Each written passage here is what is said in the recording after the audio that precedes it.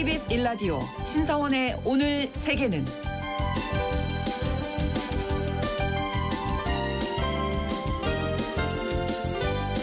안녕하십니까. 아나운서 신성원입니다.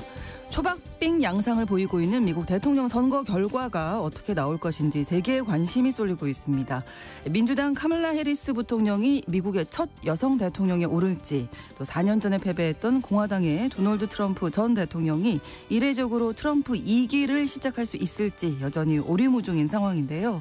이번 대선은 승부 결과를 예측할 수 없고 예측할 수 있을 것이라고 자신해서도 안 되는 선거다, 이런 말까지 나올 정도입니다. 미국 대선의 투개표 상황과 주목할 점들에 대해서 글로벌 이슈에서 이야기 나눠보겠습니다.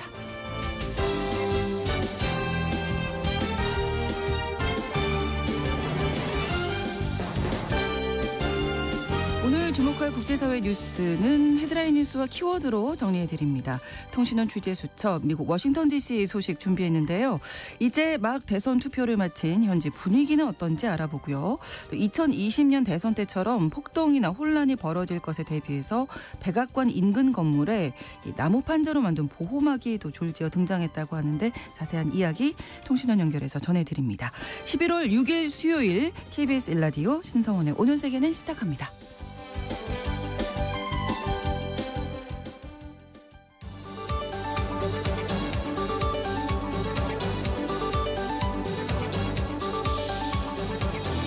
오늘 세계는 헤드라인 뉴스. 제47대 미국 대통령을 뽑는 선거가 진행되고 있습니다. 시차 때문에 미국 동부 시간으로 6일 오전 1시, 우리 시간으로는 오늘 오후 3시에 마지막으로 알래스카에서 투표가 마감되는데요. 당선자의 대략적인 윤곽은 이르면 우리 시간으로 오늘 오후 시간대에도 나올 수 있습니다. 하지만 대선이 초박빙 양상인데다 높은 사전투표율 때문에 개표가 지연돼 최종 결과가 나오기까진 시간이 걸릴 것으로 전망됩니다. 네타냐후 이스라엘 총리가 갈란트 국방장관을 전격 경질했습니다. 그동안 네타냐후 총리와 갈란트 장관은 가자지구 전쟁 방침 등을 놓고 충돌을 빚어왔는데요. 갈란트 장관의 후임엔 강경파인 카츠 외무장관이 임명됐습니다. 최소 10,000명의 북한군이 러시아와 우크라이나 간 격전지인 러시아 쿠르스크로 이동했다고 미국 정부가 밝혔습니다. 우크라이나 측은 이보다 많은 11,000여 명의 북한군이 배치됐다고 보고 있는데요. 젤렌스키 우크라이나 대통령은 러시아로 파병된 북한군과 자국군 간에 소규모 교전이 있었다면서 국제사회의 지원을 거듭 촉구했습니다. 스페인 정부가 지난달 29일 기습폭우로 수해를 입은 지역을 위해 106억 유로, 우리 돈으로 약 16조 원을 긴급 지원하기로 했습니다. 산체스 스페인 총리는 이번 긴급 지원이 6만 5천 명의 자영업자와 3만 개 기업에 도움이 될 것이라고 설명했는데요. 이외에도 수해 지역 실종자 수색과 복구 작업을 위해 군인과 경찰 등 총 1만 5천 명을 투입했다고 밝혔습니다. 스페인 동남부에선 지난달 29일 짧은 시간에 엄청난 양의 비가 내렸는데요. 대홍수로 인한 사망자가 현재까지 219명으로 집계됐습니다. 9월 미국 무역 수지 적자가 844억 달러로 2년 5개월 만에 최대를 기록했다고 미국 상무부가 밝혔습니다. 전월 708억 달러 대비 19.2% 증가한 수치로 2022년 4월 이후 가장 높은 수준인데요. 전문가의 전망치를 크게 웃도는 결과입니다. AFP-통신은 연말 연휴 시즌을 앞두고 있고 지난달 항만 노조 파업에 대비해 재고 비축량을 크게 늘린 결정에 영향을 받은 것으로 보인다고 분석했습니다. 오늘의 헤드라인 뉴스 외신캐스터 전주현 씨가 전해주셨습니다. 이번에는 키워드로 정리한 국제사회 뉴스를 함께 살펴볼 텐데요. 첫 번째 키워드 역시 진인사 대천명. 네, 사람의 일을 다 하고 이제 하늘의 명을 기다린다라는 그렇습니다. 뜻인데요. 네. 아마 해리스 트럼프 후보 지금 이런 입장이지 않을까 싶습니다. 네. 미국 동부 시간으로 5일 0시, 우리 시간으로는 어제 오후 2시에 이제 대선이 시작됐습니다. 지금 미국 전역에서 실시가 되고 있고요. 주민이 6명뿐인 딕스빌 노치 뉴햄프셔주의 마을입니다. 네. 투표가 시작된 5일 자정 무렵에 일찌감치 투 개표가 7분 만에 끝났습니다. 네. 그래서 가장 빨리 선거가 끝났고요. 예. 이어서 인디애나, 켄터키, 사우스캐롤라이나 이렇게 3개 주에서는 5일 오후 6시, 우리 시간으로 오늘 오전 8시에 끝났고요. 경합주 중에서는 조지아주가 우리 시간으로 오전 9시에 가장 빨리 투표가 끝났습니다. 지금 개표가 한창 진행되고 있는 상황이고요. 네.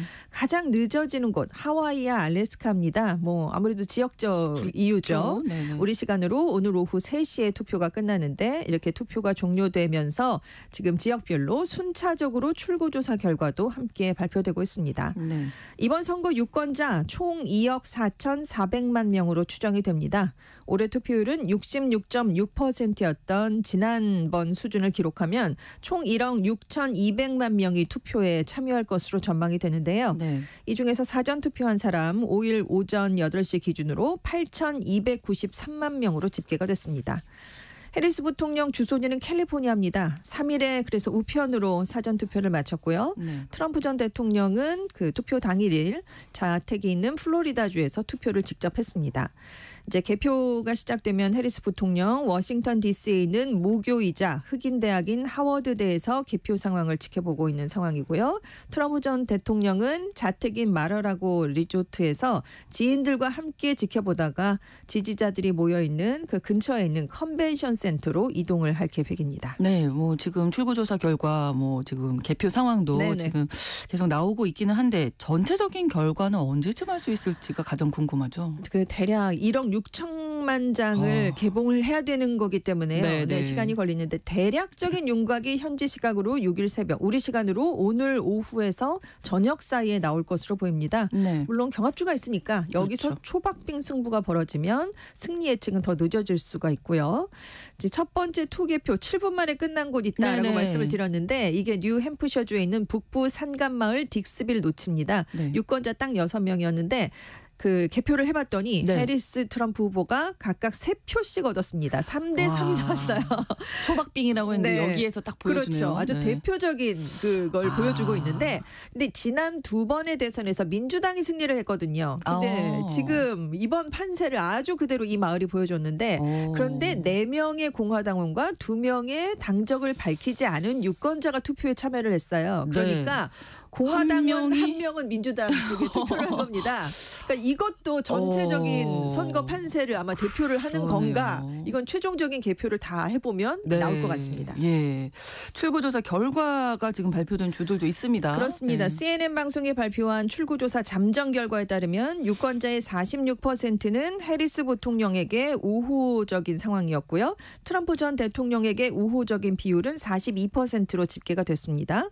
여론조사 기관인 에디슨 리서치가 공개한 출구조사 잠정 결과에서도 유권자의 48%는 해리스 부통령에게 긍정적 견해를 보였고요. 트럼프 전 대통령에 대한 긍정 입장은 44%였습니다. 네. 그런데 이제 두 후보에게 비호감을 느낀다는 응답도 해리스 후보 50%, 트럼프 전 대통령 54%입니다. 그래서 이 해리스 부통령에 대한 호감도 48%는 바이든 대통령이 지난 대선에서 얻었던 52%보다 낮습니다. 반면에 비호감을 느낀다는 응답이 바이든 대통령 4년 전의 비호감도보다 4%포인트가 좀 높아졌고요. 그렇군요. 트럼프 전 대통령에 대한 우호적 답변도 지난번보단 2%포인트 떨어졌고요. 비호감률은 지난번보다 2%포인트가 올라갔습니다. 지금 해리스 부통령, 트럼프 전 대통령 다 각각 민주당 강세 지역 그리고 공화당 강세 지역으로 분류된 곳에서 앞서가고 있습니다. 여기를 얻는다라는 승리 전망 예측이 각각 나오고 있고요. 경합주가 정말 귀추가 주목되네요. 그렇습니다. 네. 그래서 지금 노스캐롤라이나주 유권자들을 대상으로 CNN과 미 여론조사 업체 에디슨 리서치가 출구조사 예비 결과를 내놨는데요. 네. 예측 못하겠다가 나왔습니다. 결과가 못 나왔군요. 그렇습니다. 그래서 이 지역에서는 본투표 당일에야 또 우편투표를 집계해요. 그래서 여기서 최종 승자가 나오기까지 상당한 시간이 걸릴 것으로 보이고 네. 펜실베이니아가 최대 경합주 중에 한 곳인데 여기도 그렇죠. 모르겠다라는 출구조사 결과가 나왔기 때문에요. 예. 정말 이번 대선 점치기가 쉽지 않습니다. 그러네요. 한편 유권자들의 민심을 엿볼 수 있는 연령별, 성별, 인종별 참여율 그리고 주요 쟁점에 대한 답변은 먼저 공개가 됐는데요. CNN의 초기 출구조사에서 이번 대선에서 유권자의 가장 큰 관심사는 민주주의와 경제로 나타났습니다. 네. 응답지의 3분의 1 이상이 민주주의가 가장 큰 이슈다라고 답을 했고 비슷하게 경제 문제를 많이들 꼽았습니다. 낙태와 이민자 문제가 그 뒤를 이었고요. 외교 정책을 주요 사안으로 꼽은 응답자 비율은 5% 미만밖에 안 됐습니다. 네. 전 세계적으로 두 개의 전쟁이 진행되고 있지만 유권자들의 관심 비중은 높지 않았다라는 게 여전히 또 한 번 나타났습니다. 그렇군요. 네.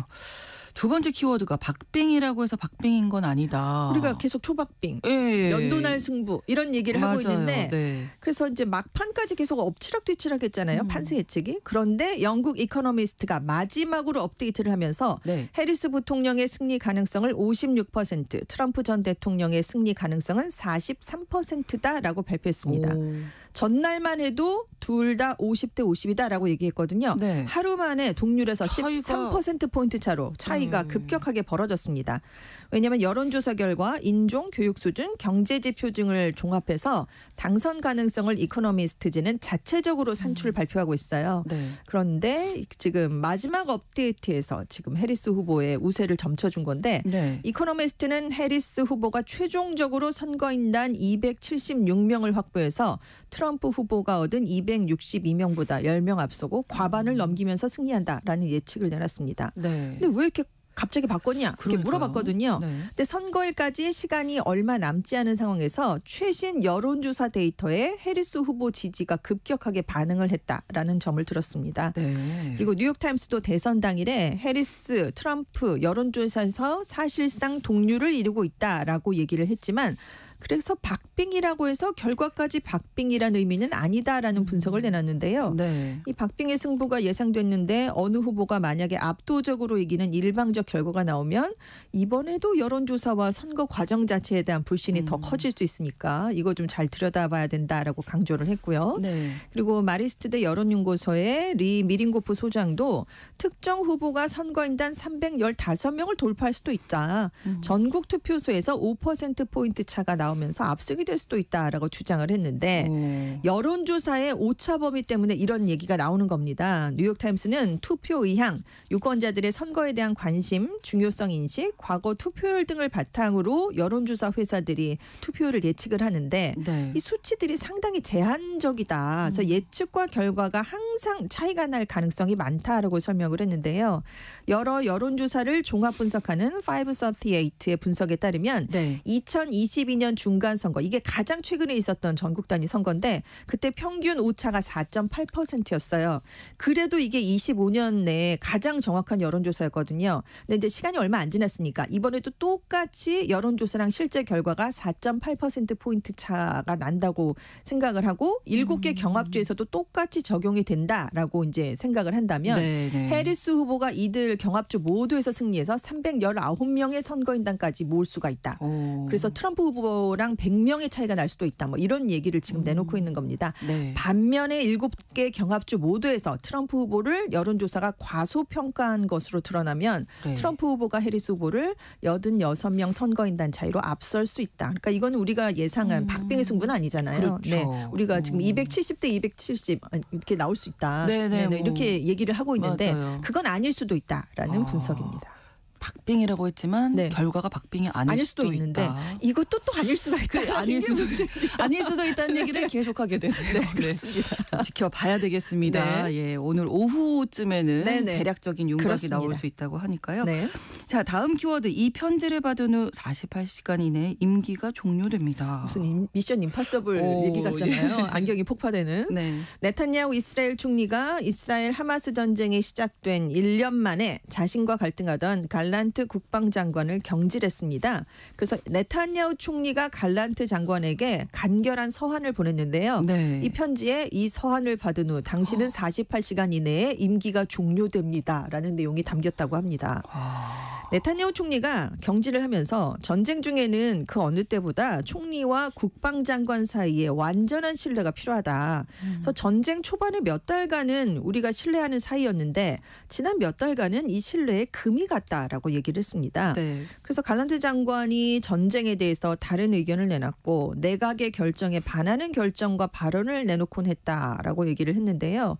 이 간극을 메우려고 여러 차례 내가 시도했는데 점점 더 벌어졌고 이게 대중들에게도 알려지면서 결국 적들에게도 이득이 됐다. 그래서 내가 경질한다라는 설명을 내세웠습니다. 네. 이 갈란트 총리는 이스라엘이 하마스를 가자 지구에 남겨두더라도 인질을 빼내기 위한 협상에 나서야 된다라는 입장을 보였다고 합니다. 네. 반면에 네타냐후 총리는 하마스를 완전 괴멸해야 된다. 그때까지는 전쟁을 계속해야 된다. 협상할 생각이 없었죠? 그렇습니다. 네. 입장차가 아주 극명하게 나타났는데요. 네. 갈란트 장관은 해임된 위에 초정통파 유대교도인 하레디의 입대 문제, 인질 송환, 전쟁국가 조사위원회 이렇게 세 가지 문제 때문에 갈등을 빚다가 내가 해임됐다라고 얘기를 했습니다. 이제 후임은 카츠 외무장관이 이제 국방장관으로 지명이 된 건데요. 네. 이 카츠 장관도 네타냐후 총리랑 리쿠드당 소속이 같습니다. 안보 사안에 있어서 강경파로 분류되면서 불도저란 별명을 갖고 있는 인물이에요. 그래서 구테우스 유엔 사무총장이 이란의 이스라엘 공습을 비난하지 않았다. 그래서 우리는 구테우스 총장을 외교적 기피 인물로 지정하겠다라고 말한 인물이고요. 네. 하마스를 옹호하는 에르도안 튀르키예 대통령을 그 히틀러에 빗대서 여러 차례 비난하기도 했던 강경파입니다. 네타냐후 총리가 국방장관을 해임했고요. 이어서 이제 참모총장, 국내 정보기관인 신베트 국장도 교체할 계획인 것으로 알려졌습니다. 네, 이스라엘은 점점 더 강경한 네. 입장을 보일 수밖에 없겠네요. 그렇습니다. 네. 다음 키워드입니다. 깨지지 않는 유리천장. 네, 일본 정부가 여성도 왕위 계승을 할 수 있도록 허용하라라는 유엔의 권고를 사실상 거부했습니다. 앞서 유엔 여성차별철폐위원회가요. 지난달 29일에 일본 정부의 여성 정책을 심사하면서 왕위 계승권을 남성에게만 인정한 황실 전범에 대해서 여성차별철폐 조약 이념과 양립하기 어렵다. 그러니까 개정을 권고하겠다라는 의견을 내놨습니다. 그러니까 성평등에 위배되는 정책이니까 네. 왕족 여성도 왕위를 이어받을 수 있게 고쳐라라는 의미로 해석이 됐는데요. 이 위원회가 이번에 처음 한 건 아니고 2003년, 2009년, 2016년에도 똑같은 내용으로 권고를 한 적이 있었습니다. 네. 하지만 일본 정부 대표단은 이번 위원회의 권고가 나온 직후에 차별철폐위가 왕실 전범을 다루는 건 부적절하다라고 항의를 하면서 이 부분을 삭제하라고 요구했습니다. 또 일본 정부의 강요들도 굉장히 불쾌하다라는 그런 심정을 나타냈어요. 네. 그래서 취임 전까지는 이시바 총리도 이 문제를 논의를 해봐야 된다라는 전향적인 입장이었거든요. 근데 지금 정치권 눈치를 보면서 그럴 수 없겠는데요. 분위기상. 네, 말을 아끼고 있습니다. 네. 일본 황실 전범에 따르면 제1조에 왕위에 대해서는 남계 남자가 계승한다라고 규정돼 있습니다. 그리고 왕족 여성은 왕족이 아닌 사람과 혼인하면 왕족 신분을 잃는다라고 명시가 되어 있는데요. 네. 여기서 남계 남자는 왕실 남성이 낳은 남자를 뜻하는 말입니다. 근데 현 나루히토 일왕은 자녀 중에 아들이 없습니다. 아이코 공주 한 명밖에 없거든요. 네. 그래서 지금 일왕 계승 1순위는 나루히토 일왕의 동생인 후미히토 왕세제입니다. 2순위는 이 후미히토 왕세제의 아들인 히사히토 왕자고요.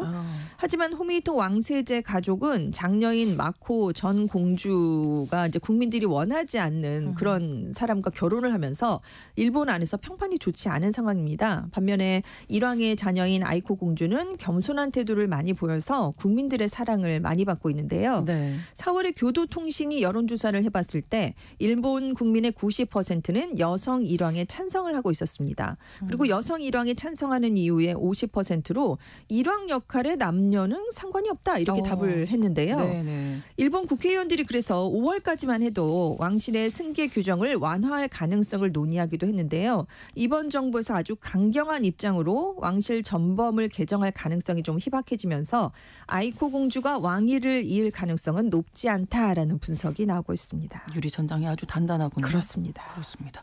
자, 다음 키워드인데요. 누구에게나 아름다운 건 아니다. 네, 불꽃놀이 얘긴데요. 아, 네네. 그래서 굉장히 많은 분들의 사랑을 받고 있지 않습니까? 그렇죠. 아름답고 네. 축제도 네네. 세계적으로 펼쳐지고 있고. 맞습니다. 그런데 동물들에게는 소음, 빛, 공기 오염에 피해를 끼친다라는 문제의식이 함께 제기되고 있는 상황이었는데요. 네. 이런 가운데 영국의 한 시각장애인이 안내견이 과도한 스트레스를 받아서 외출조차 할 수 없다. 불꽃놀이를 자제해달라라고 호소해서 눈길을 끌고 있습니다. 이분은 시각장애인인 아만다 베이커 씨입니다. 지역의 SNS에 이 같은 문제를 제기했는데 아무런 관심도 받지 못했다라고 BBC와의 인터뷰에서 밝혔습니다. 네. 이분은 시각장애인 안내견인 에디의 도움을 받아서 일상생활을 이어가고 있는데요. 네. 최근에 이 베이커 씨가 사는 지역에서 불꽃놀이 시즌이 다가왔다고 합니다. 곳곳에서 여기저기에서 그래서 폭죽이 터지고 있는데요. 네. 하늘로 솟아오르면서 팡 하는 소리를 크게 내잖아요. 그 소리를 들으면 안내견이 공황 상태에 빠진다고 합니다. 스트레스를 받겠네요. 네, 그러면. 심장이 빨리 뛰고 흐느끼는 듯한 소리도 내고 먹지도 마시지도 않는다라고 하는데요. 네. 그래서 폭죽 소리가 날 때마다 창문을 담요로 덮여서 불빛도 가려줘 보고 TV 소리를 좀 크게 틀어놓고 하긴 했는데 결국 안내견을 병원에 데려가서 진정제를 처방받아야 되는 상황이었다고 해요. 네. 그래서 이 소리가 날 때마다 안내견을 달랠 방법을 찾기 힘들어서 결국 나는 밤에는 외출을 할 수가 없는 상황이 됐다라고 설명을 했는데요. 실제로 청각이 굉장히 발달해 있습니다. 그렇죠. 이 개들은요. 네네. 불꽃놀이 같은 소음에 당연히 민감하게 반응해서 스트레스를 받는데요. 영국의 시각장애인 사육훈련단체인 가이드독스는 안내견과 함께 생활하는 시각장애인 25%는 자신의 안내견이 불꽃놀이 때문에 스트레스를 받는 걸 경험했다라고 답을 했다라는 얘기를 내놨습니다. 그래서 안내견에게 이제 평소에 폭죽 소리를 녹음해서 들려주면서 네. 이 주인들이 적응을 시키려는 노력을 한대요. 그렇지만 스트레스를 받으면 쉽게 회복을 하지 못하고 있는데요. 네. 영국 불꽃협회가 이제 이런 민원을 듣고 이런 우려 우리도 이해를 한다라고 얘기를 했다고 합니다. 그러면서 불꽃놀이를 할 때는 반려동물이나 소음에 민감한 이웃을 배려해 달라라고 촉구를 했는데 네. 이게 자제가 좀 되지 않는 그런 상황이 계속되고 있습니다. 이분 그냥 불꽃이 아름답다, 네. 예쁘다 이런 생각만 했지. 그렇죠. 이 부분 네. 생각 못한 부분. 그러니까요. 우리가 이런 부분도 함께 좀 꼭 살펴야 되는 그런 상황이 됐습니다. 그렇습니다. 오늘의 헤드라인 뉴스와 키워드 외신캐스터 전주현 씨와 함께했습니다. 고맙습니다. 네, 감사합니다. KBS 1라디오 신성원의 오늘 세계는 1부 마무리하겠습니다. 11시 30분부터 일부 지역에서 해당 지역 방송 보내드립니다. 케닐 로긴스의 데인저 존 함께 듣겠습니다.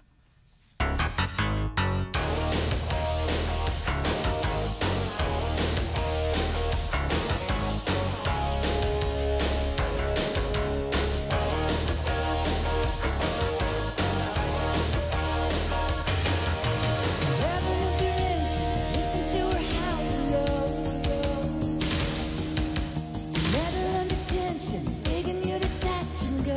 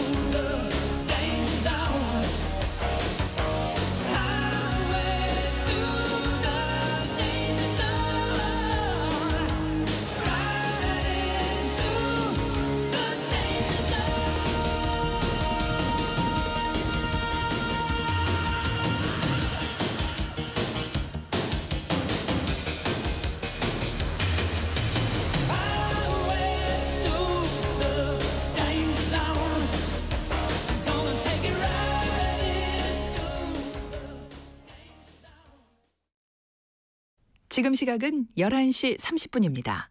KBS Ladies and gentlemen.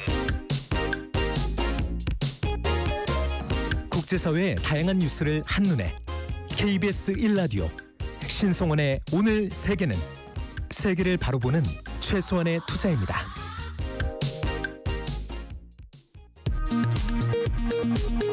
이 시각 라디오 정보센터 뉴스입니다. 내일 윤석열 대통령의 대국민 담화와 기자회견을 앞두고 더불어민주당은 대통령의 대국민 사과와 김건희 여사 특검 수용 등 3대 요구안을 제시했습니다. 민주당 이재명 대표는 국민 눈높이에 맞는 담화를 기대한다고 밝혔습니다. 국민의힘 한동훈 대표는 오늘 당 중진 의원들과 잇따라 회동합니다. 당 관계자는 중진 간담회의 의견을 수렴해 대통령실에 전달할 수도 있을 것이라고 밝혔습니다.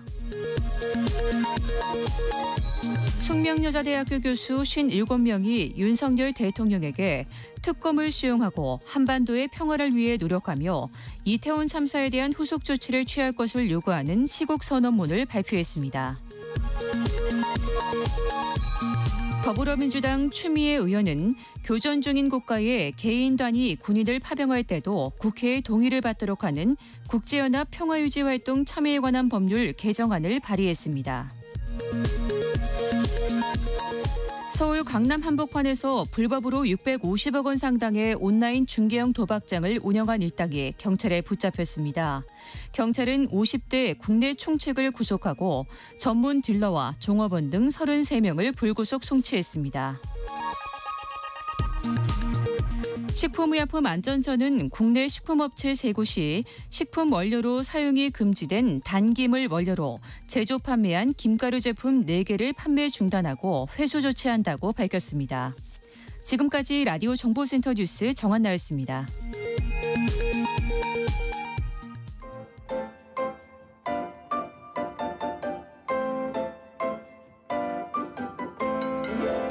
통신원 취재 수첩.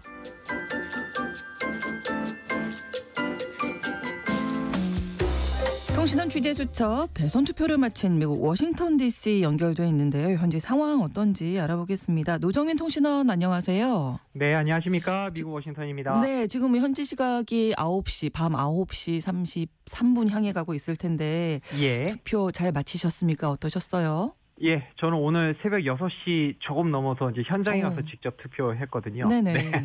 아침 일찍 가셨네요. 네, 그 투표장 분위기를 제가 좀 한번 살펴봤는데, 네네. 이제 이곳은 이제 새벽 6시부터 투표가 시작이 됐어요. 근데 저는 한 6시 10분 정도에 투표장에 갔는데, 네. 이제 그때부터 투표하러 오는 사람들이 이제 속속 모여들더라고요. 그리고 조금 지나니까 이제 줄을 설 정도로 사람들이 좀 많았습니다. 그러니까 저는 이제 투표를 마치고 혹시나 이제 분위기를 제가 궁금해서 이제 근처 투표장 또 한 곳 더 찾아가 봤는데 분위기가 좀 비슷했거든요. 네. 근데 올해는 사전 투표율이 좀 높았잖아요. 네. 그래서 이 현장 투표장이 좀 한산하지 않을까 이런 생각을 좀 했었는데, 뭐 이 아침에 투표하지 못한 유권자들이 근무 마치고 빨리 투표하러 가야 되겠다 뭐 이렇게 이제 말하는 사람들도 있었고, 네. 그러니까 그만큼 이제 현장 투표장의 분위기가 뜨거웠던 것으로 봐서 아마 이번 대통령 선거에 대한 유권자들의 관심이 매우 높았던 것이 아닌가 이런 걸 좀 느낄 수가 있었습니다. 그러네요. 이번 대선에 투표한 유권자들 가장 중점적으로 보고 있는 사안은 어떤 거였나요? 그러니까 그 CNN 방송이 유권자들에 대해서 이제 출구조사 결과를 하나 발표했는데, 네. 이제 민주주의와 경제를 가장 중요하게 생각한다 이렇게 답했거든요. 네. 그런데 민주주의라고 답한 사람은 좀 카멀라 해리스 부통령 지지자가 많았고, 경제라고 답한 사람은 도널드 트럼프 전 대통령 지지자가 많았는데, 좀 더 구체적으로 들어가 보면 이제 고물가에 대한 생활권 문제가 표심을 좀 자극했고, 그렇죠. 네. 특히 이번 대선에서 이제 가장 중요한 것 중에 하나가 여성의 선택권을 보장하는 낙태 문제가 좀 큰 이슈였습니다. 네. 이 사안에 따라서 해리스 부통령, 트럼프 전 대통령의 지지가 좀 갈렸고, 또 이게 구체적으로 좀 더 이제 민심을 좀 더 들여다보면 이런 이야기들이 있는데, 네. 트럼프 전 대통령의 공약이 좀 더 확실하고 더 이행을 잘 할 것 같다. 뭐 이렇게 말하는 사람도 있고요. 네. 또 해리스 부통령은 그렇게 공약 이행률이 높을 것 같지 않다. 이런 의구심도 많이 나타냈거든요. 네. 게다가 좀 더 품격 있는 대통령을 뽑고 싶어서 해리스 부통령을 지지했다. 이런 유권자가 있는 반면에 네. 또 이렇게 해리스 부통령이 좀 이렇게 너무 진보적이기 때문에 이에 대한 거부감으로 오히려 트럼프 전 대통령 지지했다. 이런 유권자들도 있었습니다. 게다가 하나 더 말씀드리면 이제 경합주였던 조지아나 노스캐롤라이나주 유권자들은 최근 발생한 허리케인 피해 복구 과정에서 네. 지금 정부에 대한 서운한 감정을 많이 표출했거든요. 이것이 아마 이제 표심으로 연결된 것 같다 이런 생각이 좀 드는데 어떤 자신의 이념이나 성별, 연령에 따라서 이 지지 후보를 선택하는 기준이 좀 다양했다 이런 것을 좀 느낄 수가 있습니다. 그렇습니다. 개표가 계속 진행 중인데 혹시 모를 폭동에 대비하는 움직임도 있었다고요? 예, 그러니까 지난 주말부터 이 미국 백악관을 비롯해서 연방 정부, 의회 등의 경비가 더 강화되고요. 네. 또 인근 상점들도 뭐 유리창을 나무 판자로 가리는 등 이렇게 좀 혹시 대선 결과 이후에 있을지 모르는 시위나 소요 사태를 방지하기 위한 움직임이 좀 있었거든요. 네. 뭐 백악관 주변에는 이제 사람이 넘지 못할 만큼 높은 철책이 설치되거나 경찰 인력도 훨씬 많이 배치됐는데.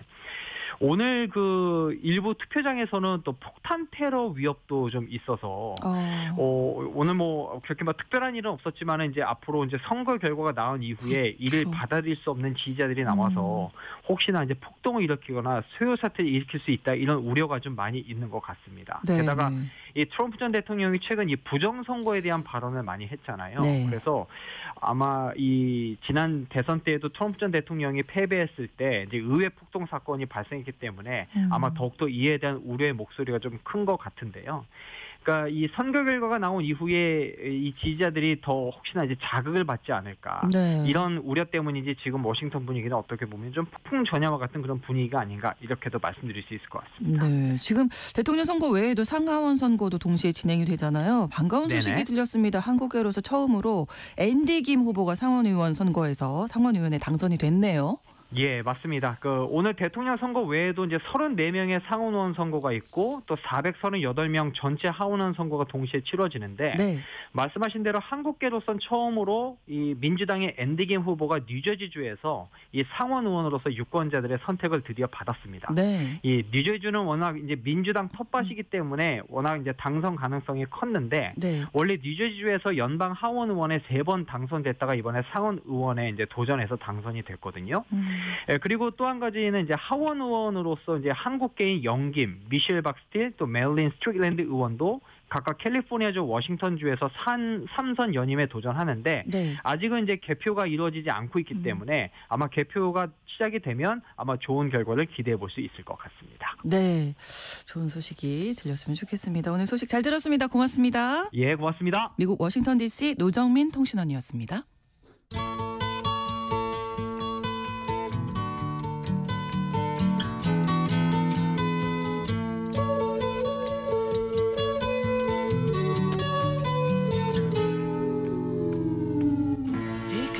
이번 미국 대선은 역사상 가장 치열한 접전이다 이런 평가를 받고 있죠. 투표가 끝난 후 출구조사 결과가 또 속속 발표되고 있는데요.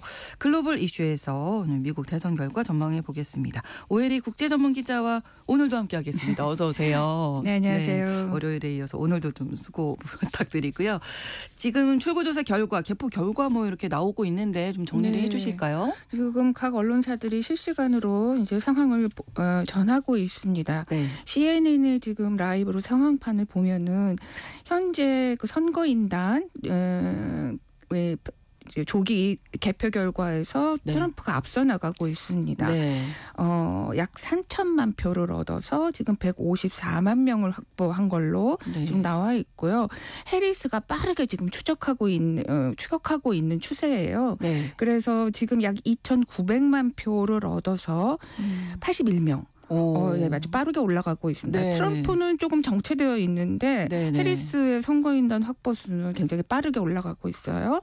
득표율로 보면은 트럼프는 52.1%를 득표하고 있고 해리스는 46.6%를 득표한 걸로 지금 나와 있습니다. 네. 폭스뉴스 같은 게 조금 다른데 폭스뉴스는 트럼프가 5명을 현재까지 확보를 했고 네. 또 해리스가 113명을 확보했다. 이렇게 좀 격차가 좀 벌어져 있죠. 네네. 이 중요한 거는 경합주잖아요. 그렇죠. 경합주를 보면은 펜실베이니아가 지금 뭐 최대 경합주로 관심을 받고 있는데 네. 초반에는 트럼프가 앞서다가 네. 해리스로 역전이 된 상태입니다. 그렇군요. 지금 25% 정도 개표가 됐는데 해리스가 약 54% 정도 네. 확보한 걸로 나와 있고 트럼프는 약 41% 득표한 걸로 해서 지금 약간 뒤처져 있죠. 미시간에서도 해리스가 지금 앞서 나가고 있고요. 네. 반면에 트럼프는 조지아주에서 지금 승리가 예상이 됩니다. 노스캐롤라이나에서도 역시 승리할 걸로 지금 예상이 되고 있고 네.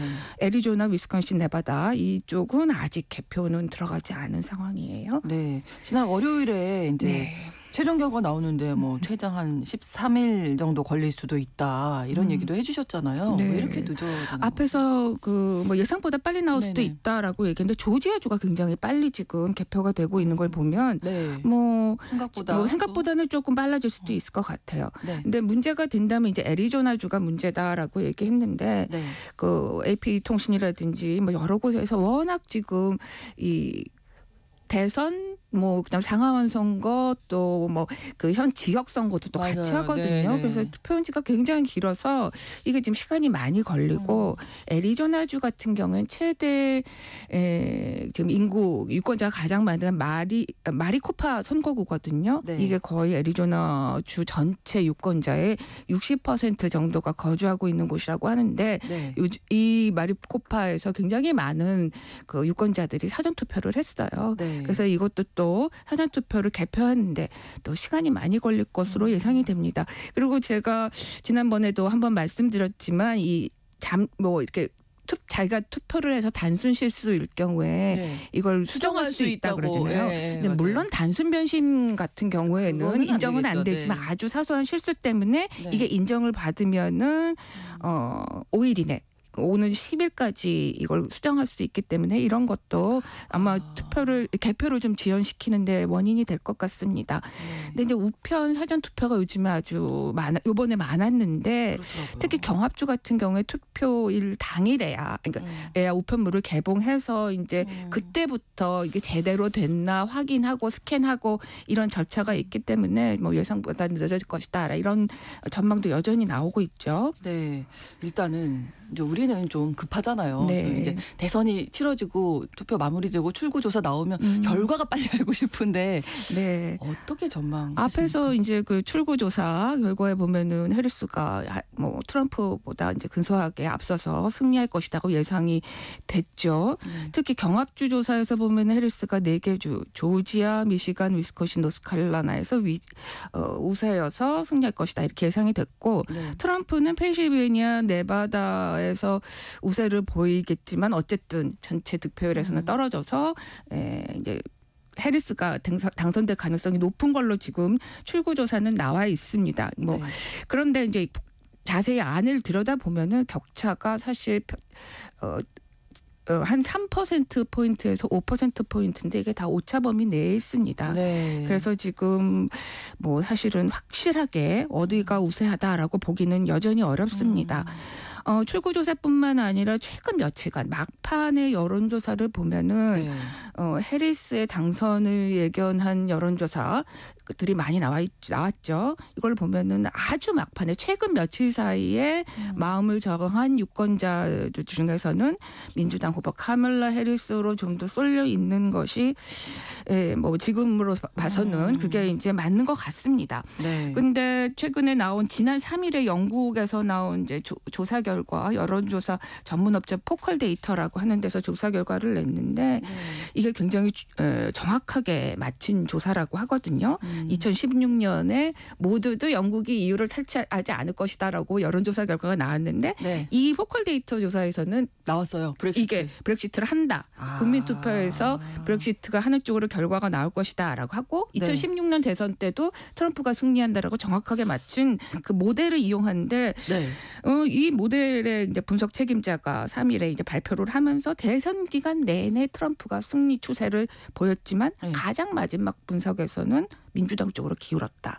이렇게 결과를 내기도 했습니다. 그렇군요. 예. 그러니까 최근에 마음을 정한 유권자들이 맞아요. 민주당 쪽이다. 네. 이렇게 예. 결론 지어볼 수 있을 텐데 최근에 아이오와주 여론조사에서 해리스가 앞서는 것으로 나온 것도 뭐 그러면 비슷한 맥락으로 봐야 네. 될까요? 이제 아이오와주의 그 가장 마지막에 나온 여론조사가 굉장히 많은 주목을 받았습니다. 네. 아이오와주는 중서부의 이제 농업벨트에 속하는 주잖아요. 2016년과 2020년 대선에서 트럼프를 압도적으로 지지를 했기 때문에 네. 그동안에는 경합주가 당연히 우와, 아니었습니다. 아니죠. 네. 근데 지난 2일에 현지 언론이 발표한 여론조사에서 해리스가 47%, 트럼프가 44%로 역전을 했는데 네. 이게 왜 놀라우냐면은 이게 그동안에도 쭉 트럼프가 앞서 뭐 여러 지지율 조사에서는 앞섰는데 대선일을 바로 코앞에 두고 이제 역전이 된 겁니다. 네. 근데 아이오와는 백인 인구가 거의 80%거든요.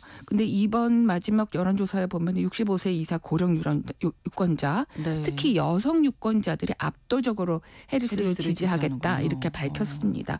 이거는 여성의 무당층의 표가 막판에 해리스 쪽으로 기울었다라고 하는 것을 보여주는데요. 네. 이 아이오와의 주 유권자들의 보수적인 성향으로 봤을 때 다른 주에서도 막판 유권자들이 이런 경향을 나타내지 않겠느냐라고 하는 분석이 나오고 있습니다. 네. 그래서 아이오와주가 일종의 이번 대선에서 블랙스완이 되지 않겠냐라고 하는 전 변망이 나오고 있는 거죠. 네, 지금 예, 현재도 물론 예, 해리스가 52%, 트럼프 46%로 예, 그렇습니다. 그런데 이제 정반대 결과도 물론 여론조사도 네네네. 있었어요. 뭐 지난 4일에 나온 그 더 힐 조사 같은 경우에 트럼프가 승리할 것이다라고 하는 예상도 나왔는데 네. 이건 역시 오차 범위 내에 들어 있었기 때문에 뭐 여러 가지로 이렇게 확실하다라고 어느 쪽에 이렇게를 예상하기가 참 어려운 것 같아요. 그러니까요. 그러니까 뭐 끝까지 개표를 해봐야 한다. 정말 몇 표 차이 안 나게 이길 수도 있다. 그럴 가능성도 있는 거잖아요. 네. 지금으로서는.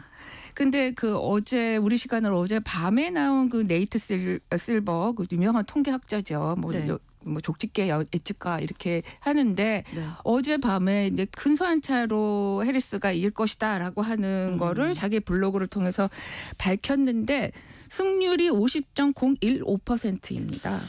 이건 참 어떻게 봐야 되는 저도 그럼 해리스가 네이트 실버가 해리스가 이긴다고 했으면 이거 맞나라고 해서 그 내용을 보니까 50.015% 이거는 정말 어떻게 봐야 할지 정말 좀 난감하더라고요. 그러니까요. 네. 그러면서 실버도 이렇게 얘기해서 동전을 던질 때 네. 앞면이 나올 확률이 50.5%래요.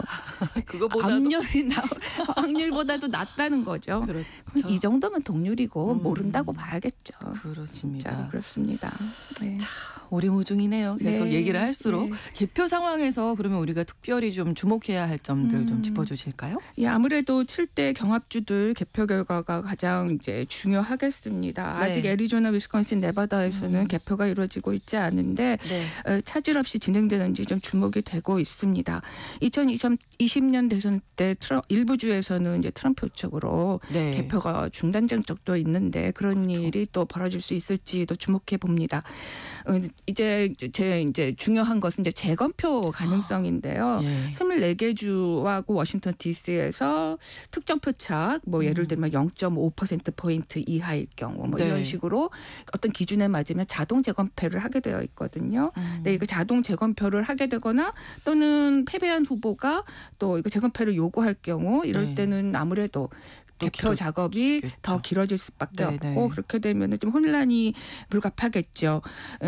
지난 2000년 대선 때 아마 다 기억하실 겁니다. 플로리다 주가 문제였었잖아요. 네. 그때 0.5%포인트 차였습니다. 그래서 재검표 두고 법적 공방까지 갔는데 결국에는 연방 대법원에서 재검표 중지하라 이렇게 명령을 해가지고 네. 약 한 달 만에 당시 조지 W 부시 공화당 후보가 당선을 확정 지은 적도 있습니다. 네. 이 미국 대통령 선거가 지금 이제 선거인단을 뽑는 거잖아요. 지금 네. 진행되는 게. 선거인단은 538명인데 과반이죠. 270명이 이제 네. 이상을 얻어야 승리를 하게 되는데 이게 동수로 나올 가능성도 우리가 생각을 한번 해봐야죠. 네, 이런 가능성도 지금 많이 예상들을 하고 있죠. 네.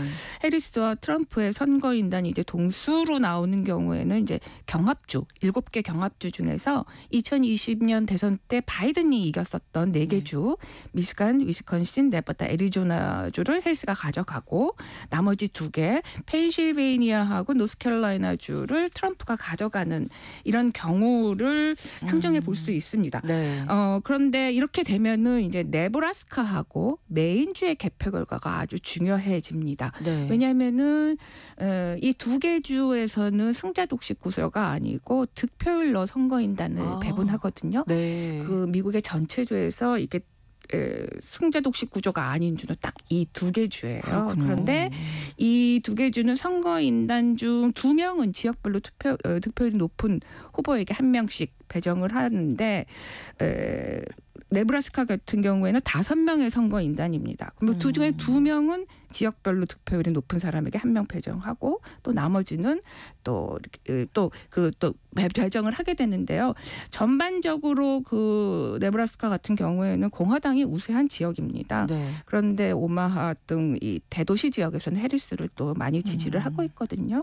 네. 네, 바이든 대통령이 여기서 1명을 지난 2020년에 가져갔습니다. 네. 그리고 또 메인주 같은 경우에도 트럼프가 만약에 선거인단을 1명을 얻게 된다면 네. 정확히 이 동수 269대 269가 되는 거죠. 이렇게 되면 이제 상원 하원에서 대통령, 부통령 선출한다면서요? 네, 그렇습니다. 선거인단 수가 같아지면은 네. 수정헌법 12조에 따라서 상원에서 이제 부통령을 뽑고 네. 하원에서 대통령을 뽑습니다.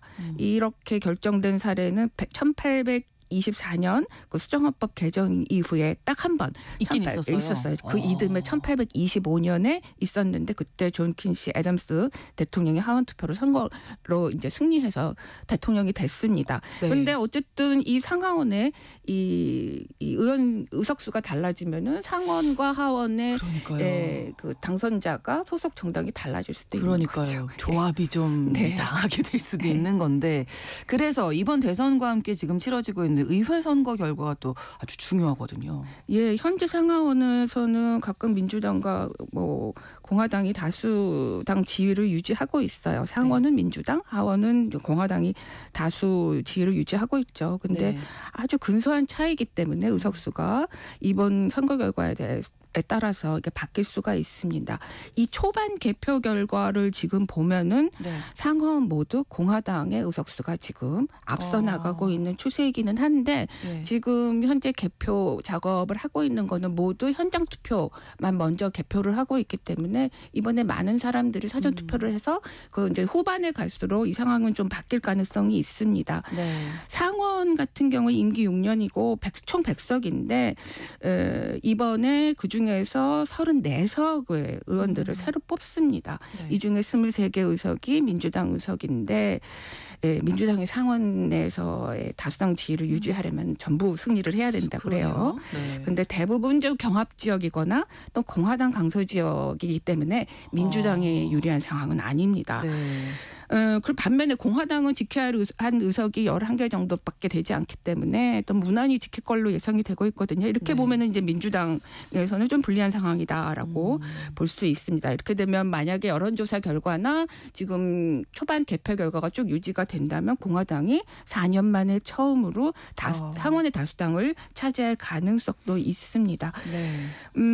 민주당에서 입장에서는 최상신어는 경합 지역 7석을 확보하고 이렇게 해서 50석을 또 이렇게 총 차지해서 이제 50석 여기서도 동률을 만드는 게 지금 목표라고 하는데 이걸 달성할 수 있을지 좀 지켜봐야 될 것 같아요. 끝까지. 네. 근데 민주당과 공화당의 의석이 50대 50 되면은 그러면 무슨 중요한 투표를 했을 때 그러면은 어떻게 되냐라고 했을 때는 뭐 지금까지도 여러 사례에서 봤지만 이렇게 되는 대결은 상원 의장직을 하고 있는 그 부통령이 캐스팅 보트를 쥐게 되죠. 그렇군요. 하원 하원의 경우는 지금 하원도 지금 초반 개표 결과에서는 지금 공화당이 앞서 나가고 있습니다. 하원은 2년마다 한 번씩 전체 다 새로 뽑죠. 그래서 이번에 임기 2년인 하원 의원 전체 의석 435석을 전부 새로 뽑습니다.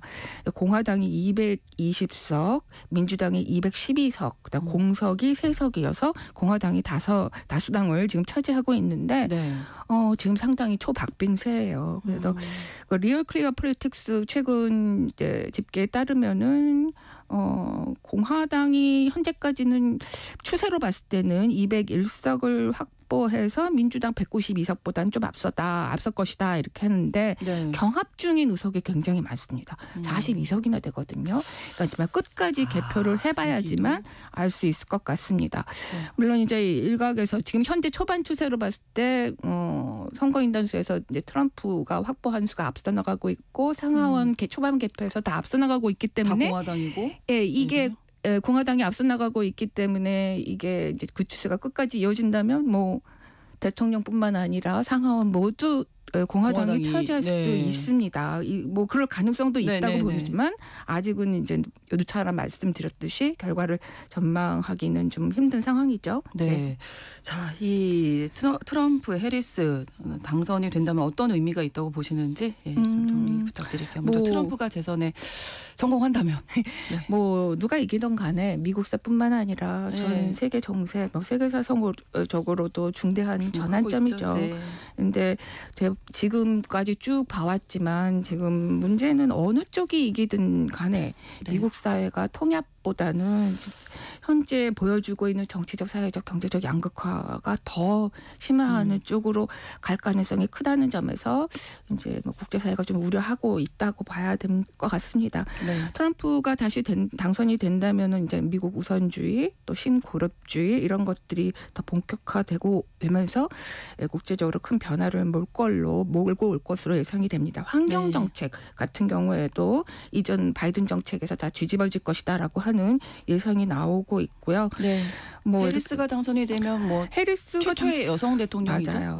최초의 여성 대통령, 최초의 이제 아시아계 흑인 대통령 당선의 역사를 쓰게 될 건데 역사적인 의미가 크지만 좀 되돌아보면은 사실 저는 2008년에 버락 오바마가 최초의 흑인 대통령 됐었을 적에는 정말 이제 시대의 변화 또는 어떤 지금은 이럴 만하다라고 하는 이렇게 흑인이라고 하는 정체성이 굉장히 부각됐었는데 이번에는 뭐 최초 여성 대통령 가능성이 있지만 이게 여성이다라고 하는 점은 사실 조금 그렇게 과거처럼 큰 의미를 갖지는 않는 것 같아요. 그만큼 시대가 바뀌었다라고 볼 수도 있죠. 정책 면에서는 바이든 대통령 행정부의 기조를 그대로 이어나갈 것으로 예상이 됩니다. 네, 오혜리 국제전문기자와 함께했습니다. 고맙습니다. 감사합니다. 신성원의 오늘 세계는 내일 오전 11시 5분에 다시 뵙겠습니다. 고맙습니다.